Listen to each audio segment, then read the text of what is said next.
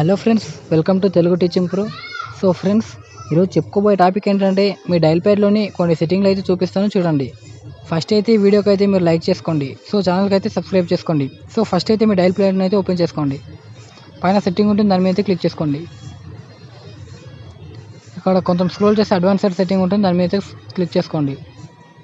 ఇక్కడ చూసుకోండి, quick dial అని చూసారో దాని మీద క్లిక్ చేసుకోండి.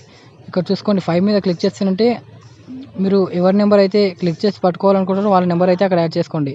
ఇక్కడ మీరు ఎన్ని నెంబర్లైనా యాడ్ చేసుకోవచ్చు. ఇక్కడ యాడ్ చేసుకుని చూడండి. ఇక్కడ చూసుకోండి, నేనైతే ఇప్పుడైతే చూపిస్తాను చూడండి.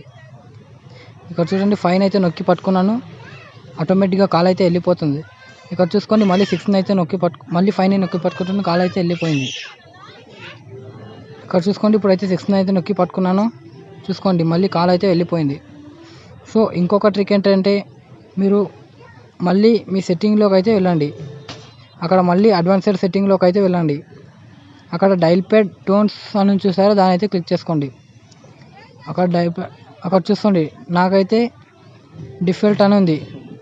డిఫాల్ట్ దాన్ని పియానో అని క్లిక్ చేసుకోండి. సో ఫ్రెండ్స్, మీరైతే ఇప్పుడైతే డైల్ ప్యాడ్లోకి వెళ్ళి ఏమైనా క్లిక్ చేసుకొని చూడండి, సౌండ్ అనేది అప్పుడే చేంజ్ అయిపోతుంది.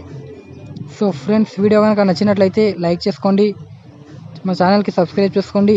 మరిన్ని యూస్ఫుల్ ట్రిక్స్ కోసం ఛానల్ అయితే సపోర్ట్ చేయండి. Okay friends, thanks for watching.